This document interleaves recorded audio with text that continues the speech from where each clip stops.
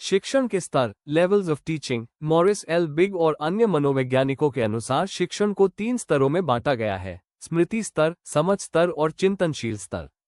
स्मृति स्तर का शिक्षण, मेमोरी लेवल, शिक्षण का निम्नतम स्तर है।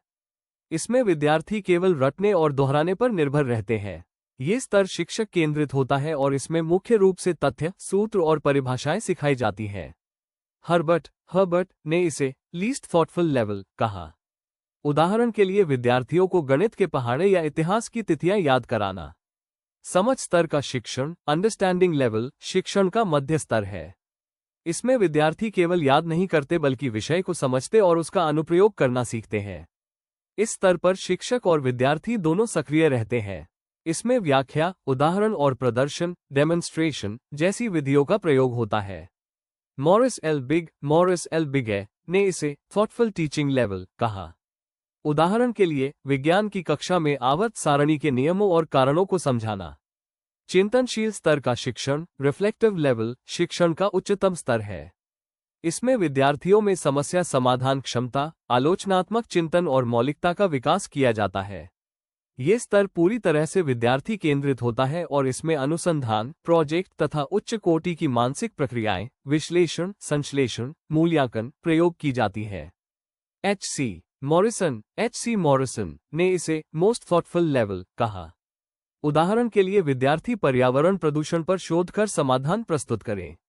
इस प्रकार शिक्षण के ये 3 स्तर स्मृति से समझ और फिर चिंतनशीलता की ओर बढ़ते हैं, जिससे अधिगम अधिक सार्थक और उद्देश्यपूर्ण बनता है।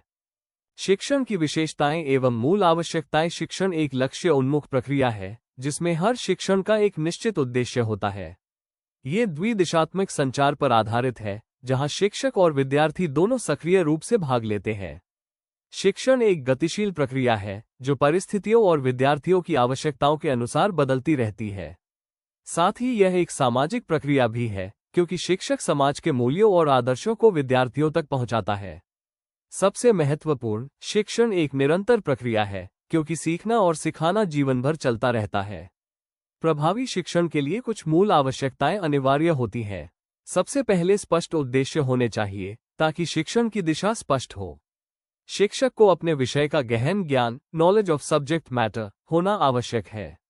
इसके साथ ही शिक्षण कौशल जैसे समझाना, प्रश्न पूछना और उदाहरण देना आना चाहिए।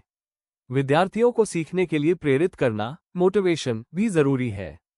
अंत में, शिक्षण अधूरा है यदि मूल्यांकन, इवैल्यूएशन न किया जाए, क्योंकि विद्यार्थियों की प्रगति और प्रदर्शन का आकलन शिक्षण की सफलता को दर्शाता है।